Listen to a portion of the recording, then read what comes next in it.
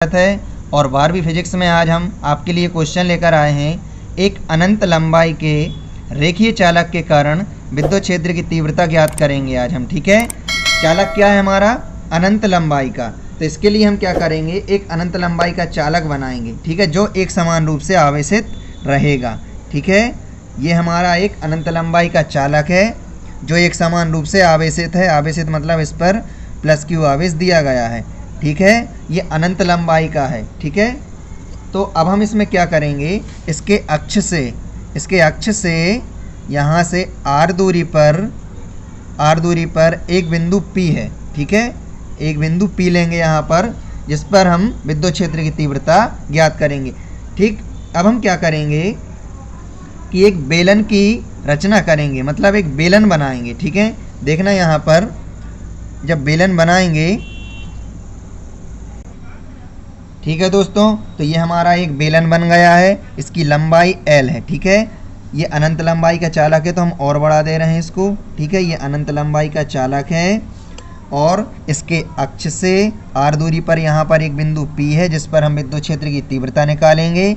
और L लंबाई r त्रिज्या को अक्ष मानकर हमने एक बेलन बनाया है और बेलन के 3 पृष्ठ होंगे। देखिए, ये वाला S1 पृष्ठ है, ये वाला S2 पृष्ठ है और जो हमारा ये वाला है बीच वाला, इसको वक्र पृष्ठ बोलते हैं, ये S3 पृष्ठ है। ठीक है, तो अब इसमें समझने वाली बात ये है, लिखना ये है हमें कि लिखेंगे माना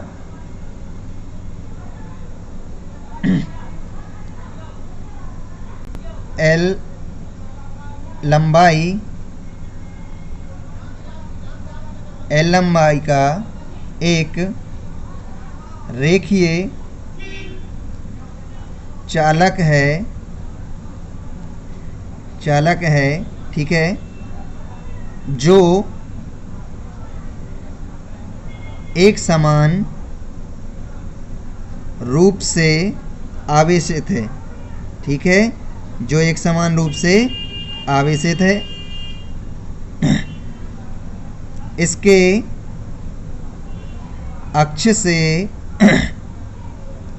अक्ष से r दूरी पर बिंदु P है जिस पर हमें विद्युत क्षेत्र की तीव्रता ज्ञात करनी है। विद्युत क्षेत्र की तीव्रता ज्ञात करनी है। एक बार और समझिए, चित्र को देखिए। हुआ क्या है इसमें, क्वेश्चन के अनुसार एक अनंत लंबाई का चालक होना चाहिए। तो जो एक अनंत लंबाई का चालक है वो एक समान रूप से आवेशित है। ठीक है, तो इसका जो रेखीय आवेश घनत्व होगा, देखना आवेश तो हमारा क्या होता है, Q होता है, और एक और हमारा आवेश होता है जिसको हम रेखीय आवेश घनत्व बोलते हैं, इसको हम लैम्डा बोलते हैं। ठीक है, तो इसको वो दिया गया है। ठीक, तो इसका जो रेखीय आवेश घनत्व है वो सिर्फ लंबाई में दिया जाता है। ठीक है, फिर हमने क्या किया है, ये L लंबाई का एक चालक है जो एक समान रूप से आवेशित है, ये रेखीय चालक है। ठीक है, तो इससे r दूरी पर, इसके अक्ष से r दूरी पर बिंदु P लिया है जिस पर हम विद्युत क्षेत्र की तीव्रता ज्ञात करेंगे। उसके बाद हमने क्या किया है, L लंबाई और r त्रिज्या के लेकर हमने एक बेलन बनाया है। तो बेलन के कितने पृष्ठ होंगे, एक S1 पृष्ठ होगा, एक S2 पृष्ठ होगा और एक S3 पृष्ठ होगी, 3 पृष्ठ होंगे। तो लिखेंगे इसमें हम माना L लंबाई और R त्रिज्या का एक बेलन बनाया।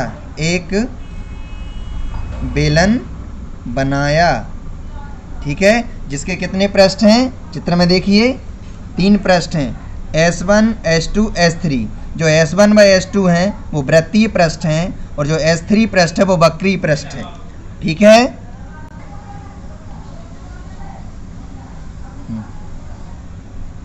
ठीक है, तो अब हम क्या करेंगे, इसमें विद्युत फ्लक्स हम आपको पिछले ही बता चुके हैं। इसमें होगा क्या, जो S1 व S2 हैं वो विद्युत क्षेत्र के कैसे हैं, लंबवत हैं। ठीक है।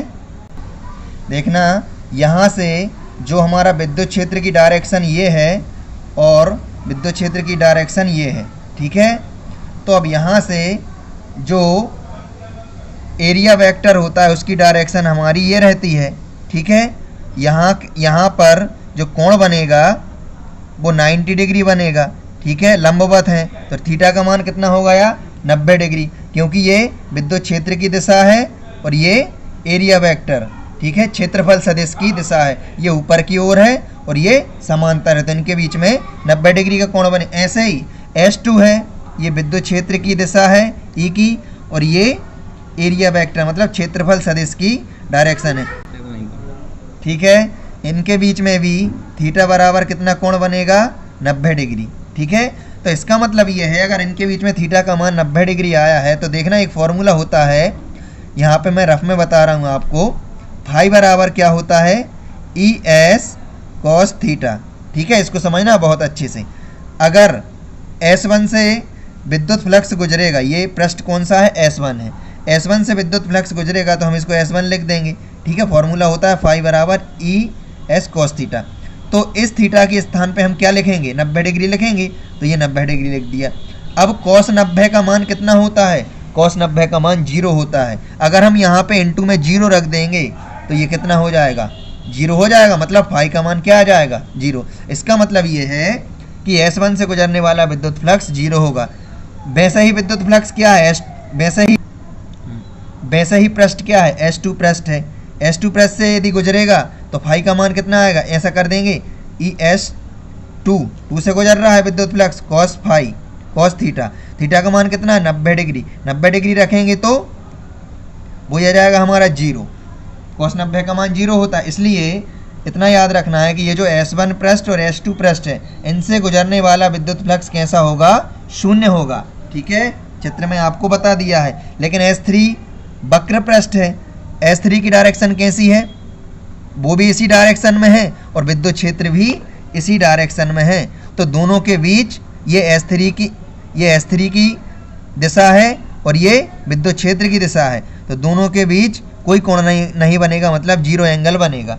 तो लिखेंगे हम, लिखेंगे क्या, पृष्ठ S1 व S2 से गुजरने वाला, दोनों पृष्ठों से ले रहे हैं हम, पृष्ठ S1 व S2 से गुजरने वाला विद्युत फ्लक्स 0 होगा,